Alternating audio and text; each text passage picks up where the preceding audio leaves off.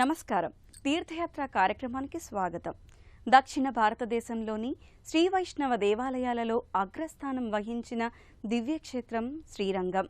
భారతావనిలో 108 దివ్య దేశాలలో కీర్తించబడే వైష్ణవాలయాల్లో శ్రీరంగానికి విశిష్టమైన ప్రాధాన్యం ఉంది.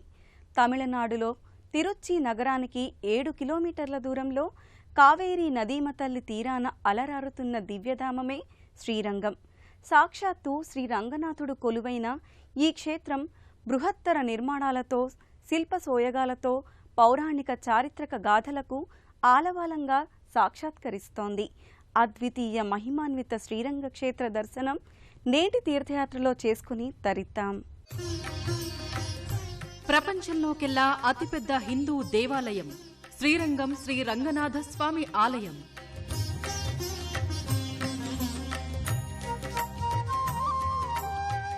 ఆసియాలోనే అతిపెద్ద రాజగోపురం, 237 అడుగుల ఎత్తైన శ్రీరంగం ఆలయ గోపురం.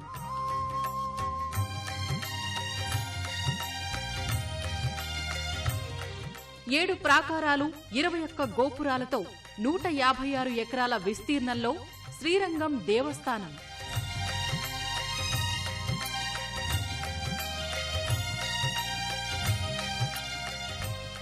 ప్రతి ఏటా 4 బ్రహ్మోత్సవాలు జరిగే మహావైభవోపేత ఆలయం శ్రీ రంగనాథ ఆలయం.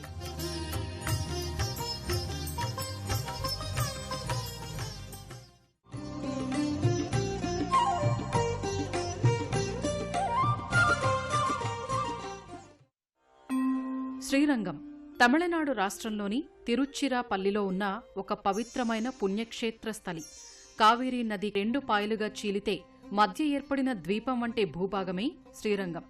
108 దివ్య దేశాలలో అగ్రగణ్యమైన వైష్ణవాలయం శ్రీ రంగనాథస్వామి దేవస్థానం నెలకొన్న దివ్య ప్రదేశం. వేల సంవత్సరాల నాటి ప్రాచీన నాగరికతను చాటుతూ వర్ధిల్లిన ప్రాంతం తిరుచిరాపల్లి. అది తిరుచి. 300 ఏళ్లకు పైగా పరిపాలించిన చోళవంశం ఈ ప్రాంతంలో హిందూ సంస్కృతిని వర్ధిల్లేలా చేసింది. అలనాటి తిరుచి, అందులోని శ్రీరంగం క్షేత్రం ఎంతో ఆధునిక నగర రూపాన్ని పొందినా తన వారసత్వ ఆధ్యాత్మిక సంపదను కోల్పోలేదు. ఆకాశ విహంగమై ఈ తిరుచి పట్టణాన్ని వీక్షిస్తే కావేరీ నది, ఆ నదిపై కట్టిన ఆధునిక వంతెనలు, రోడ్లు, ఫ్లైఓవర్ల నిర్మాణాలు, తిరుచి నగరం నడిబొడ్డునే ఉన్న కొండ వంటి ప్రాంతంపై పల్లవరాజుల శిల్పకళా నైపుణ్యానికి నిలువుటెత్తు నిదర్శనమైన రాక్పోర్ట్ హిల్, దానిపై మలైకోటై ఉచి పిళ్లయార్ ఆలయ సముదాయం వర్ధిల్లుతున్నాయి. 437 మెట్లు ఎక్కి వెళితే 3 ఆలయాలుంటాయి.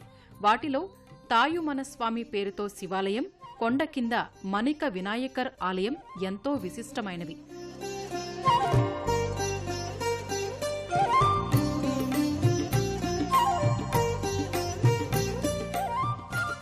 ఈ తిరుచిరాపల్లి నగర ఒడిలో వేల సంవత్సరాలుగా ఒదిగి ఉన్న మహాక్షేత్రమే శ్రీరంగం. శ్రీ మహావిష్ణు నివాసమైన వైకుంఠమే ఇలా భూమిపైకి దిగివచ్చిందా అన్నంత వైభవోపేతంగా అలరారుతోంది. ప్రత్యక్ష నారాయణుడైన సూర్యుని వెలుతురిలో రంగనాథుని మహాకోవిల 156 ఎకరాలలో విస్తరించి విస్మయానందానికి గురిచేసే నిర్మాణమిది.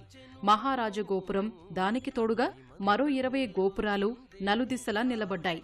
7 ప్రాకారాలుగా నేలపై పరుచుకుని పరడవిల్లుతున్న శ్రీరంగనాథుని మహాదేవాలయం. రంగనాథుని గర్భాలయ విమాన శిఖరం మేలిమి బంగారపు తాపడంతో మిలమిలా కను మిరుమిట్లు గొలుపుతుంది.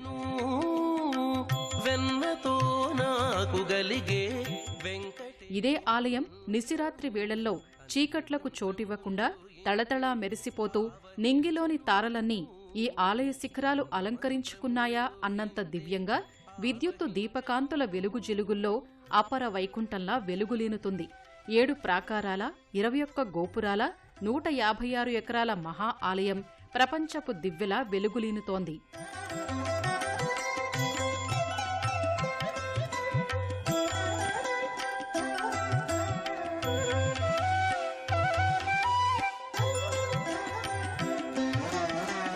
నారదుడు జపించే నారాయణ మంత్రము, చేరే ప్రహ్లాదుడు నారసింహ మంత్రము.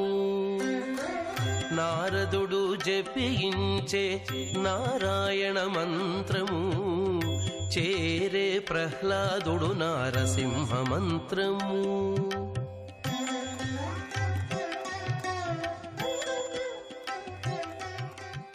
శ్రీ రంగనాథ స్వామి వారి ఆలయం ప్రపంచంలోకెల్లా అతిపెద్ద దేవస్థానంగా పేరొందింది. ఈ ఆలయం 156 ఎకరాల విస్తీర్ణంలో నిర్మితమైంది. 7 ప్రాకారాలతో, 22 గోపురాలతో, 9 తీర్థాలతో శ్రీవైష్ణవ భక్తితత్వానికి ప్రతీకగా నిలిచింది ఆలయం. అపురూప వైష్ణవ ధామంగా విరాజిల్లుతున్న ఈ దివ్యాలయాన్ని దర్శించిన వారికి వాస్తు సాంకేతిక విజ్ఞానం, అద్భుతమైన శిల్ప వైవిధ్యం, అన్ని చోట్ల వెల్లివిరుస్తున్న ఆధ్యాత్మిక శోభ భక్తులకు ఆశ్చర్యానుభూతిని కలిగిస్తాయి. దక్షిణ భారతదేశంలోని శ్రీవైష్ణవ దేవాలయాలలో అగ్రస్థానం వహించిన దేవస్థానం శ్రీరంగం. భారతవనిలో 108 దివ్యక్షేత్రాలుగా కీర్తించబడే వైష్ణవాలయాలలో శ్రీరంగానికి విశిష్టమైన ప్రాధాన్యత ఉంది. మైసూరు సమీపంలోని శ్రీరంగ పట్టణంలో రంగనాథస్వామి ఆదిరంగడుగా కొలువయ్యాడు. ఇదే కర్ణాటక శివ సముద్రంలోని ఆలయంలో మధ్యరంగడుగా నెలకొన్నాడు. నవయవ్వనుడిగా కనిపించే ఈ రంగనాథుణ్ణి మోహనరంగ, జగన్మోహనరంగ అని పిలుస్తారు. ఈ శ్రీరంగంలో అంత్యరంగడుగా అలరారుతున్నాడు.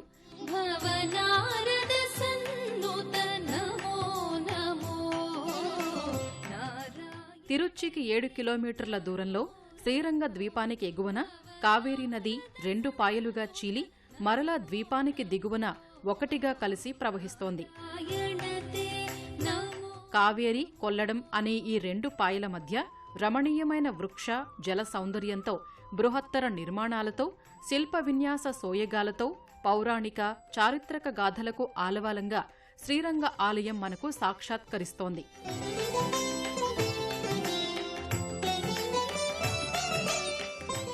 రంగనాయకి అమ్మవారితో కొలువయున్న దివ్యక్షేత్రమిది. 236 అడుగుల ఎత్తైన మహారాజ గోపురంతో విరాజిల్లుతున్న బృహత్తర దేవస్థానం ఇది. ఆసియా ఖండంలోనే అతి ఎత్తైన మహారాజ గోపురంగా ఈ రాజగోపురం ప్రసిద్ధి చెందింది.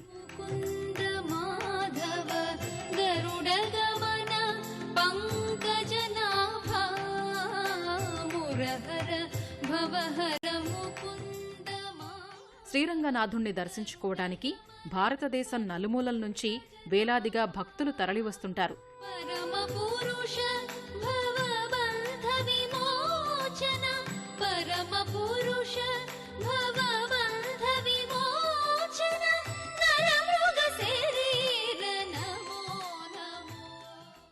నిత్యం వేలాది మంది భక్తజనంతో రద్దీగా ఉండే ఈ క్షేత్రం సమస్తం రంగనాథమయంగా అగుపిస్తుంది.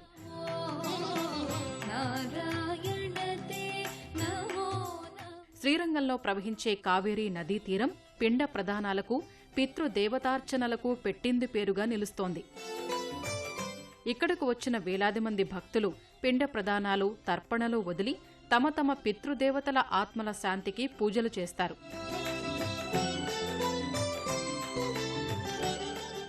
కావేరీ నది ఒడ్డున ఆయా కార్యక్రమాలు నిర్వహించటం వల్ల పితృదేవతలకు పుణ్యలోకాలు ప్రాప్తిస్తాయని అంటారు.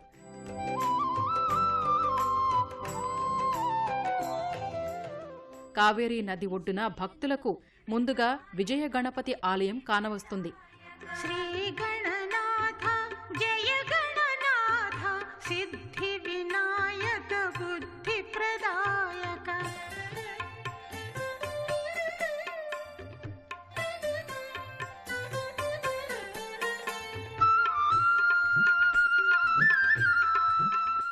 ఈ ఆలయంలోకి చేరుకున్న భక్తులు శుక్లాంబరధరం విష్ణుం శశివర్ణం అంటూ ప్రణతులు చెల్లిస్తారు.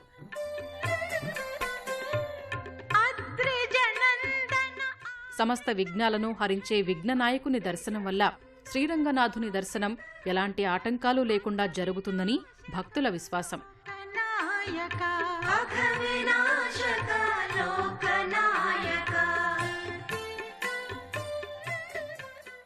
ఈ ఆలయాన్ని దర్శించుకుని ఎదురుగా ఉన్న మహాలక్ష్మి అమ్మవారి ఆలయానికి చేరుకుని అమ్మవారిని దర్శించుకుంటారు.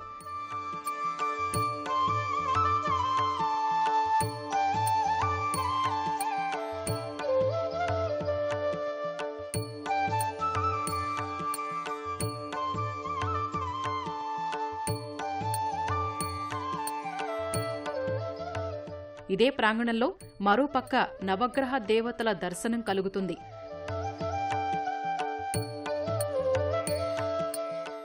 మానవుని జీవన గమనాన్ని నిర్దేశించే నవగ్రహాల దర్శనం సమస్త శుభాలను అందిస్తుందని గ్రహించి ఆయా గ్రహాది దేవతల చుట్టూ ప్రదక్షిణలు చేసి భక్తితో కొలుస్తారు.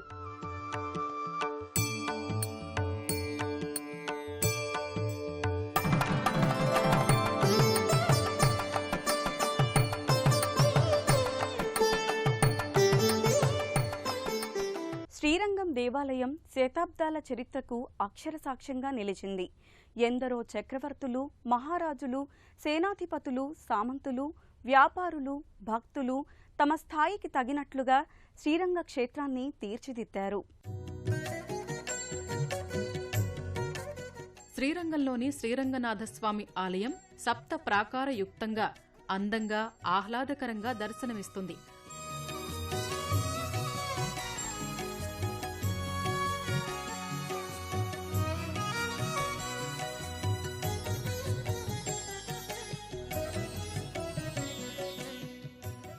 ఆలయాలలో శ్రీరంగంలోని రంగనాథ ఆలయ విశిష్టత అసామాన్యమైనది. వీటిలో భక్తులకు నేత్రాలకు గంభీరంగా సర్వోన్నతంగా కనిపించేది మహారాజు గోపురం.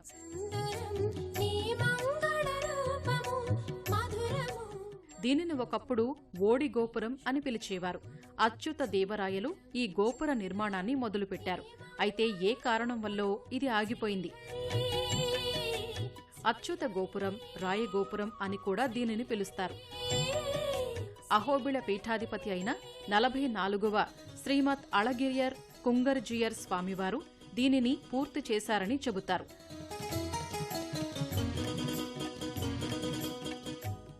రెండు 236 అడుగుల ఎత్తు, 192 అడుగుల వెడల్పు, 13 అంతస్తులు ఉన్న ఈ రాయగోపురం ఆసియా ఖండంలోకెల్లా పెద్దది.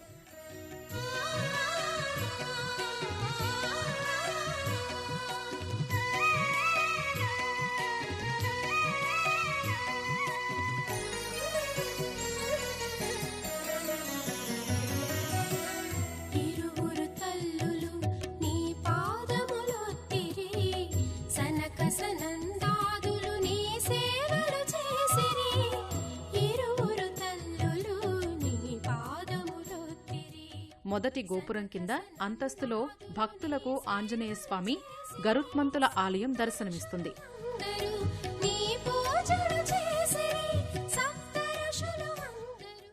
అతి పురాతనమైన దివ్యాలయమిది. ఆ స్వాములు ఇద్దరు రంగనాథస్వామికి సేవకులు కనుక మొదటి గోపురం ప్రాంగణంలోనే వారి దర్శన భాగ్యం కలుగుతుంది.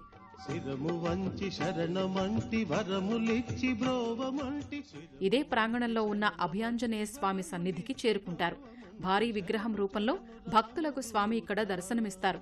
ఆయా మూర్తులను దర్శించుకున్న భక్తులు తీర్థ ప్రసాదాలను స్వీకరించి మరో ప్రాకారానికి చేరుకుంటారు.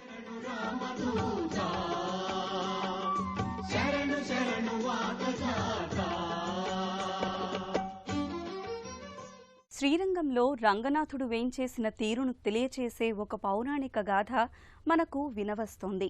సృష్టికర్త అయిన బ్రహ్మ పాలకడలిలో శేషతల్పంలో శయనించే రూపంలో ఉండే శ్రీహరిని ఎల్లప్పుడూ అర్చించాలని సంకల్పించుకున్నాడు. అందుకు శ్రీమన్నారాయణుడు అనుగ్రహించాడు. శ్రీరంగం అనే విమానంలో శయన రూపంలో దివ్య విగ్రహంగా బ్రహ్మదేవునికి అందివచ్చాడు. బ్రహ్మ భక్తి శ్రద్ధలతో సృష్టిలోని ప్రథమ విగ్రహ రూపంగా నిలిచిన రంగనాథుణ్ణి పూజిస్తూ ఉండేవారు. అయితే వైవస్వత మనువు పుత్రుడైన ఇక్ష్వాక మహారాజు తపస్సు చేసి బ్రహ్మను మెప్పించి వరంగా శ్రీరంగ విమానాన్ని పొందాడు. ఆనాటి నుంచి అయోధ్యను పాలించే ప్రభువులంతా శ్రీరంగనాథుణ్ణి తమ ఇంటి దైవంగా భావించి పూజించి తరించేవారు. భక్త సులభుడైన జానకీ వల్లభుడు తమ దేవతార్చనల్లో తరతరాలుగా ఉన్న శ్రీరంగనాథుని దివ్య విగ్రహాన్ని విభీషణుకి బహూకరించాడు. అయితే మార్గమధ్యంలో విమానాన్ని కింద పెట్టకూడదని, భూస్పర్శ విమానానికి తగిలితే ఇక కదలదని శ్రీరాముడు విభీషణుని హెచ్చరించాడు. నిత్యం శ్రీరంగనాథుని నామస్మరణతో మారుమ్రోగే రంగనాథ ఆలయ గర్భాలయంలో శ్రీరంగనాథుణ్ణి దర్శించుకుని భక్తులు కైమోడ్పులర్పిస్తారు.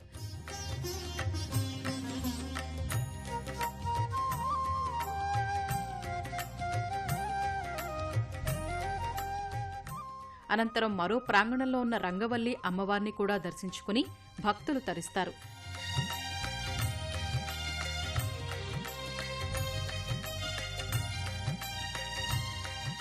శ్రీరంగ నాచ్యార్ కోవెలగా, తాయారు సన్నిధిగా, శ్రీరంగనాయక మందిరంగా ఈ గుడిని భక్తులు పిలుస్తుంటారు.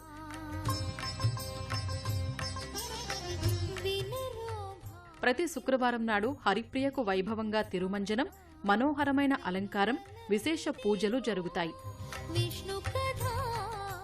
ఈ ఆలయ సమీపంలోనే ఆర్తజన సంరక్షణార్థమై నరసింహస్వామి ఆలయం నిర్మించబడింది. శ్రీరంగనాథుని ఆలయంలో నిర్మించబడిన ఉపాలయాలలో చక్రతాళ్వార్ వేంచేసిన ఆలయం భక్తులను ఆకర్షిస్తుంది. ఇక్కడున్న సుదర్శనుడు భక్తజన రక్షకుడు. అయితే ఈ స్వామికి వెనుక భాగంలో చతుర్భుజాలతో చక్రాన్ని ధరించిన ఉగ్ర నరసింహస్వామి ఉండటం విశేషం.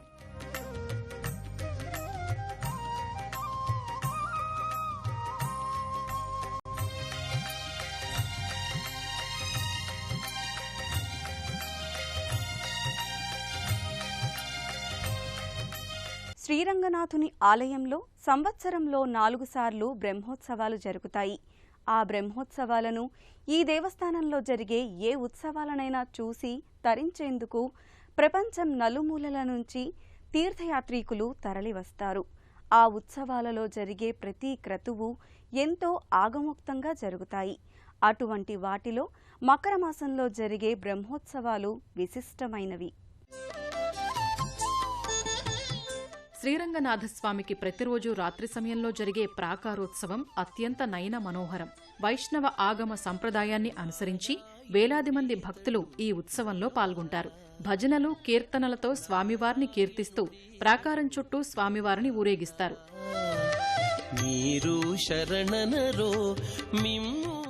వేలాది మంది భక్తులు అత్యంత శ్రద్ధా భక్తులతో పాల్గొనే ఈ వేడుకను చూడాలంటే 2 కనులు చాలవంటే అతిశయోక్తి కాదు. శరణనరో మిమ్ముగాచీని నారాయణుడీతడు నరులాలా, నారాయణుడీతడు నరులాలా.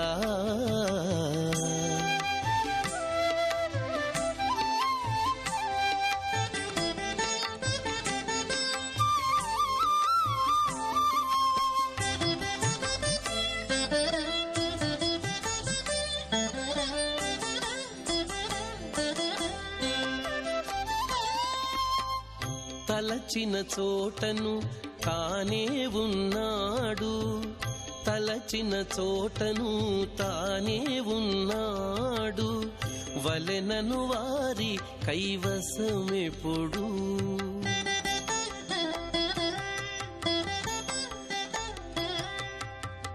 తలచిన చోటను తానే ఉన్నాడు.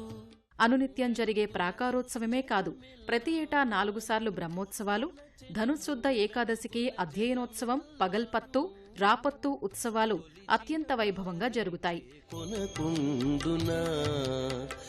పొలచెను 3 అడుగుల జగమెల్లాను, కొలిచిన వారిని చేకొనకుండునా, నారాయణుడీతడు నరులాలా.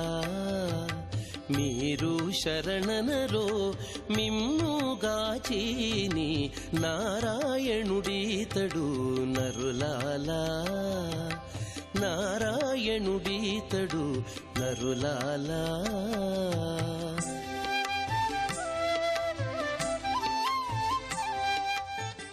గర్భాలయంలో భుజంగ సైనుడైన రంగనాథుణ్ణి పెరియ పెరుమాళ్ అంటారు.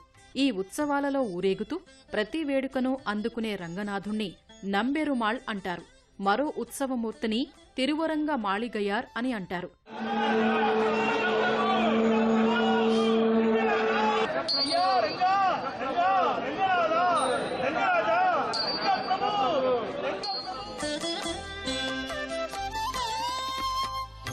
ఎక్కడ పిలిచినా ఏమి అని పలికి, ఎక్కడ పిలిచినా ఏమి అని పలికి, మొక్కిన మన్నించు మునుముగను. ఈ బ్రహ్మోత్సవాలు, పర్వదినోత్సవాల్లో ఎన్నో విధాలుగా శ్రీరంగనాథుణ్ణి అనేక వాహనాలపై అనేక రీతులలో వేడుక నిర్వహిస్తారు. ఏమి అని పలికి మొక్కిన మన్నించు మునుముగను రక్కసుల నణచి రక్షించు జగములు రక్కసుల నణచి రక్షించు జగములు దిక్కని నమ్మిన తిరముగనేలడా.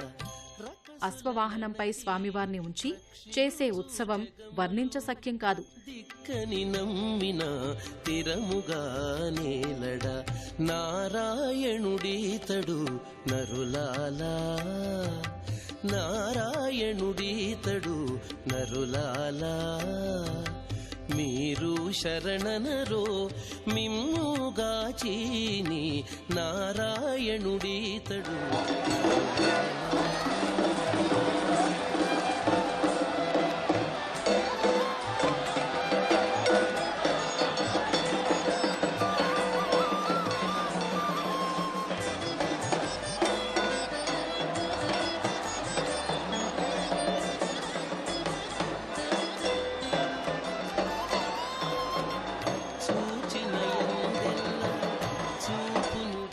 స్వామివారు అమ్మవారు ఊరేగిన వాహనాలన్నింటినీ ఒక ప్రాకార మందిరంలో ఉంచుతారు. తీర్థయాత్రికులై వచ్చిన భక్తులు ఆయా వాహన సహిత స్వామివారిని అమ్మవారిని దర్శించి నమస్కరించుకుంటారు.